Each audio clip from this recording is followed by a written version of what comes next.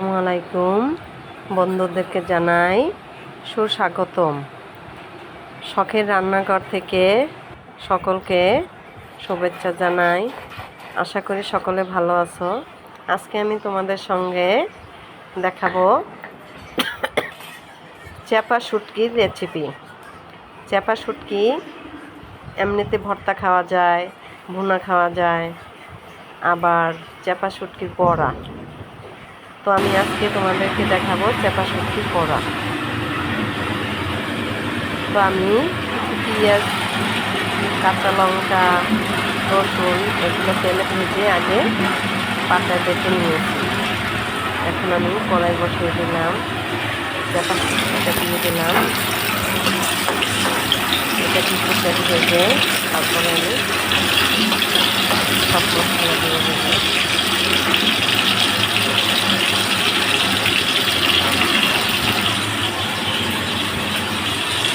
এখানে আমার পেঁয়াজ, রসুন, কাঁচামরিচ এগুলো আমি আগে তেলে ভেজে তারপর বেটে নিয়েছি। তেলে ভেজে বেটে নিলে এদের ফোনটা সুন্দর আসে। এখন আমি হলুদ দিয়ে দিচ্ছি, কাঁচা লঙ্কা দিয়েছি। তো এখন মরিচগুলো অল্প দিলেই হবে। ঝাল ঝাল খেতে কিন্তু ভালো লাগে।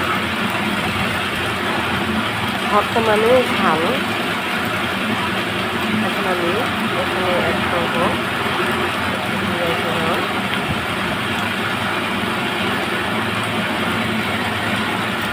জিরে গুঁড়ো,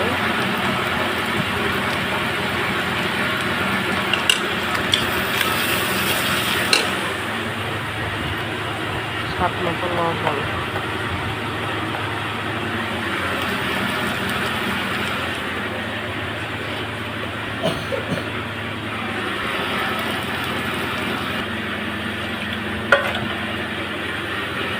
এখন আমি পানি দিয়ে দেবো।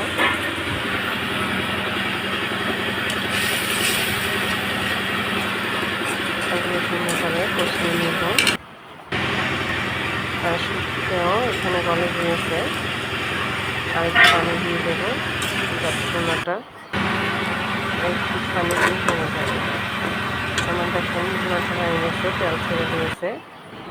এখন আমি তুলে নেব। এখন আমি কিছু লাউ পাতা নিয়েছি। চাল কুমড়ো পাতা দিয়ে বড়াটা করলে স্বাদ হয়। তো আজকে আমি লাউ পাতা নিয়েছি, কচি লাউ পাতা দেখতেই পাচ্ছেন। তো আমি দেখি কয়টা বড়া হয়। 3টে লাউ পাতা নিয়েছি।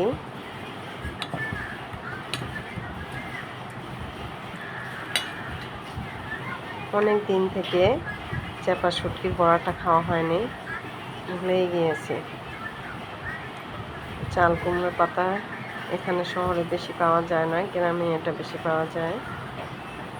আমি লাউ পাতাটা নিয়েছি, লাউ পাতাটা দিয়েও খেতে ভালো লাগবে।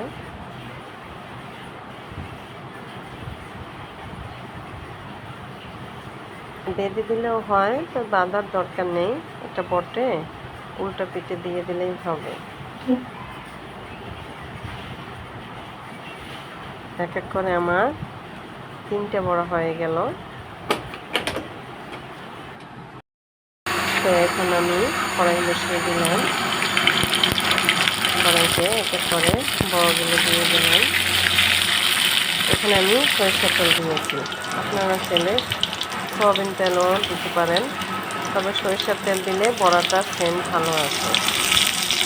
কারণ আমরা যে কোনো ভর্তা বানালেও সরিষার তেল দেয়। তো এই বড়াটা ভাজলে সরিষার তেল দিলে এটা সেন্ট ভালো আসে।